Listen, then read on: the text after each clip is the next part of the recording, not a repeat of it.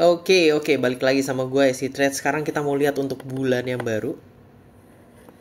Ya, di gold pertama-tama kita udah dapet. Ini kan closing kemarin ya, Juli. Sekarang baru Agustus. Ini adalah target kita bulanan.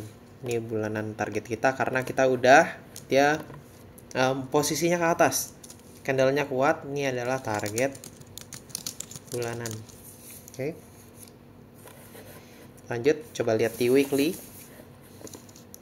Kita delete aja ya.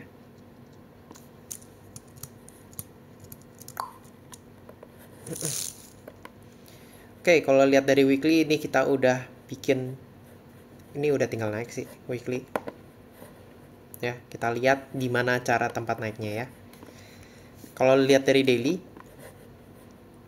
kita harusnya dari sini sudah bisa mulai lanjut naik. Tapi ternyata dia nggak mau, dia sweep atas. Jadi ada kemungkinan kita bisa ambil dari setelah sweep bawah ini. Ada fair value juga di sini.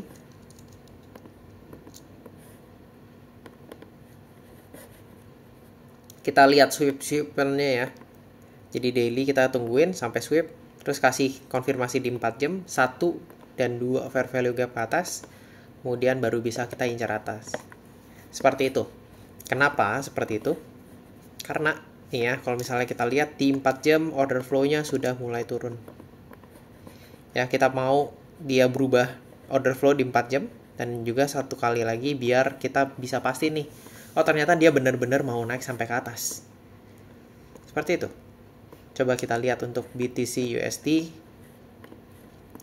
Nah, BTC USD ini cukup menarik. Kenapa? Karena kemarin gue ambil di sini ya. Udah masuk weekly fair value gap, udah ada pembalikan, dan habis itu gue ambil ya. Tapi hari ini FOMC atau apa ya, NFP kalau nggak salah kemarin dia turun. Pas di sini 4 jam harusnya gue udah tahu kalau misalnya ini nggak bisa karena dia closingnya jelek. Kalau misalnya lihat di 1 jam juga closingnya jelek ya. Ini ada satu potensi bisa lanjut naik, tapi kita harus nutupin fair value gap yang ada di sini buat bisa kita pastiin oh dia ternyata naik. Setelah 1 jam yang ini gue harusnya udah stop di sini, gak usah lanjut entry-nya. Tapi tidak ada masalah, satu kali loss.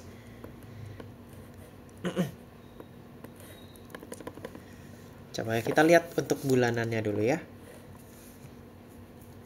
Nah,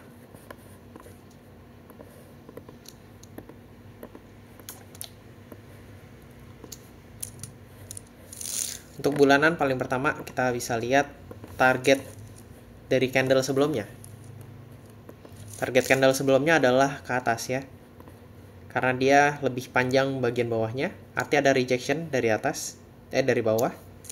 Jadi targetnya ke atas. Targetnya sini. Terus sekarang kita intinya udah masuk ke fair value gap 3 bulan. Pertama kali masuk dia respect. Ini kedua kali masuk. Semoga aja dia tetap respect. Kalau enggak, ini akan jadi masalah karena di 3 bulan kita BTC ya masih ada ini sih. Ya, masih ada 3 bulan yang ini. Buat jadi tempat kita untuk naik lagi. 12 bulan tuh nggak ada apa-apa. Yang ada malah kelihatannya mungkin kalau kita sweep ini bakal jadi kehancuran buat Bitcoin. Ya. Karena ini sudah sekali masuk ke yearly, punya fair value gap, abis itu nggak ada breakthrough, jadi ada kemungkinan kita hancurin sampai ke sini, 15.000-nya ini keambil semua. Ya, karena ini nggak kuat. Tapi harusnya kalau misalnya ini mau kuat, tunggu closing ini 1,5 bulan atau 2 bulan. Kita lihat closingnya bagus atau enggak, respect atau enggak fair value gap yang ada di sini. Setelah itu baru kita bisa lanjut cari ke atas lagi. Ya. 3 bulan punya fair value gap. Kita ingin tunggu adalah 1 minggu. Ya, kemarin ini 1 minggu, makanya gue berani ambil di sini kemarin. Tapi dia masih mau turun dulu. Karena ini terus sekarang udah ada counter. Kita tunggu 1 kali minggu fair value gap baru lagi. Ya, sementara ini kita masih bearish. Tapi kalau misalnya bearish tapi di dalam sini kita nggak mau ambil short. Seperti itu. Ya. Untuk dolar index udah jelas. Ini weekly fair value gap, kita lanjut turun. Sekarang target kita adalah di bawah yang ini ya. Sekarang kita udah bikin ekspansi daripada weekly candle. Terus sekarang kita bisa masuk ke sini. Ini ya. Seperti itu. Coba lihat lagi 3 bulan dulu, santai. Iya, kita udah ambil bawah punya candle. Liquidity udah ambil. Cukup kuat. Dan ini di 1 bulan juga masih, ya ini masih baru mulai sih. Ya, nggak bisa jadi patokan. One day. Ini jadi hari Senin kemungkinan akan diam dulu. Biarinin, kita tunggu daily punya fair value gap, baru kita lanjut turun ya. Lanjut turun sampai mana? Paling nggak sini, habis itu yang ini ya. Ya, atau sampai bawah sana. Itu apa? Itu adalah kemungkinan higher time frame punya 12 bulan punya fair value gap.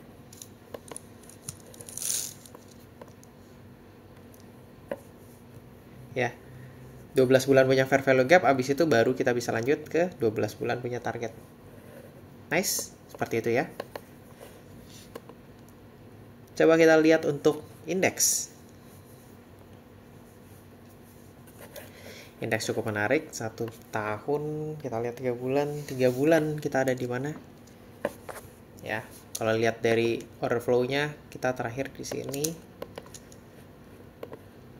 Yang bisa kasih over fair value, habis itu kita bisa lanjut naik target sini. Cuman ini jauh banget karena ini 3 bulan punya time frame. Kita lihat lagi 1 bulan. 1 bulan nggak ada apa-apa, jelek, biarinin. Daily fair value gap turun, habis ya. Nah, ini gue melakukan kesalahan juga di sini. Coba kita lihat ya. Ini daily fair value gap. Harusnya kita tunggu turun dong, 1 jam punya fair value gap buat lanjut turun. Tapi enggak, somehow gue nafsu, bodoh banget. Ini di 4 jam punya fair value, gue malah cari naik. Coba kita lihat 1 jamnya dulu. Kalau misalnya kita dapat counter, nah di 1 jam kan sebenarnya nggak dapat counter ya. Tapi pas di sini baru udah jelas kalau misalnya kita mau lanjut turun, dan habis itu nggak dapat entry lagi. Terus kalau misalnya dilihat dari 4 jam dan 15 menit, kita dapat entry di sini. Dapat entry sebenarnya pertama di sini. Ya. Kalau gue ambil yang di sini, kita lumayan lah paling enggak. Nggak dapat juga sih. Bet ya. Ini bisa dikecilin sampai sini. Seri 2R. Ya, tetap nggak dapat sih. Ini setelah ini gue pasti BE, habis itu udah. Oke, tutup. Itu penjabarannya. Tapi kalau misalnya kita lihat dari sini, ini cukup bagus untuk kita tetap lanjutin downtrendnya aja. Kita lihat fair value-nya ada di mana di sini. Terus apakah kita sudah ada, ini FVG belum ada fair value ya. FVG-nya belum ada, tapi kita udah ada ini masih potensial, tapi nggak ada masalah, kita tandain dulu. Kita masuk di weekly fair value gap untuk Russell. Weekly fair value gap kita nunggu 4 jam punya perubahan, cuman nggak ada, biarinin aja. Ini juga hawa jelek banget, masih belum ada apa-apa semuanya ya.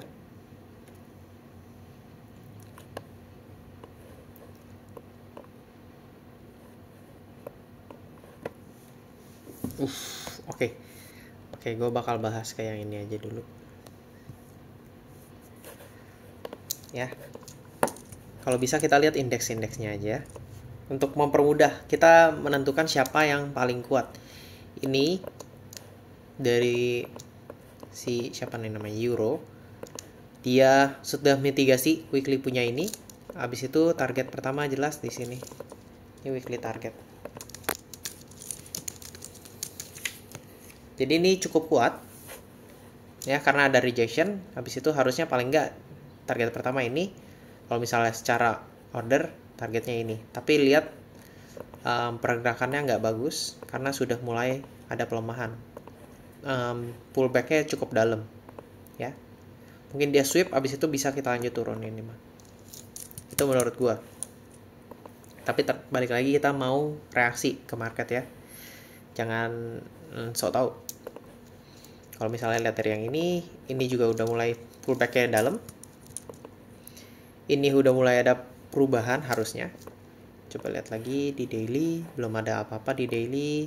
Di 4 jam sudah ada perubahan. Ini udah bagus buat kita ambil entry. Ini apa sih? Ya, 4 jam sudah ada sharp turn. Habis itu kita bisa ambil entry. Lanjut naik, cari ke weekly punya target.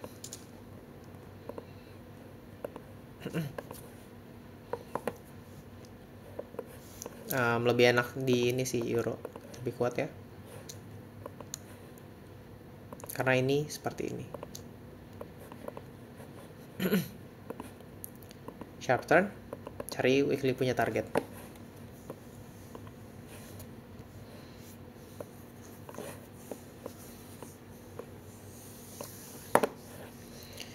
Oke, AUD jelek banget, lemah ya. Jadi kan tadi kita udah lihat dolar lemah. Jadi kita sekarang mau carinya adalah yang kuat pairnya. Ya, ini kuat Swiss. Oke, ini udah masuk kemana nih ya?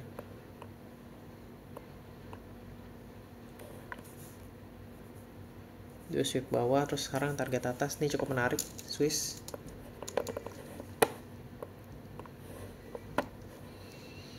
Kalau lihat dari sini belum ada apa-apa, tapi cukup kuat, targetnya jelas, weekly juga kuat. Kita udah bisa lanjut naik.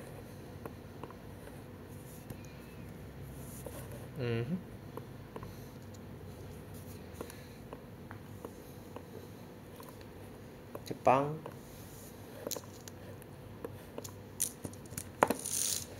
Oke, ini Jepang cukup menarik. Karena seharusnya kalau misalnya ini Jepang mau terus turun, kita sudah lanjut turun dari sini, tapi enggak, kelihatannya kemungkinan kita mau ambil liquidity yang ada di sini, terus kita mau masuk ke balik ke flow yang di sini, ya, dengan fair value gap di sini. Ini 12 bulan ya, yearly. Tahunan punya fair value gap, 3 bulan masuk sini lanjut turun ya. Di 1 bulan soalnya ini ada kemungkinan mau lanjut naik. Ini agak jauh banget tapi nggak masalah, kita kasih tahu aja. Di mingguan ini kuat banget ya. Sebelumnya di sini pertama kali pertanda mau ini, dan kita belum dapat pullbacknya. Kita tunggu pullback sebelum melakukan entry ya. Dan itu saja. Jadi untuk kalau misalnya mau trade dolar, Jepang, terus atau dolar Swiss, dolar GBP, dan dolar GBP. Oh iya, GBP ini cukup kuat ya, karena ini. Tapi ya ini, secara struktur nggak terlalu bagus, lebih bagus euro, lebih kuat euro. Ya, dolar euro, dolar Swiss, dan juga dolar Jepang. Itu aja dari gue si trade, gue sign out, bye bye.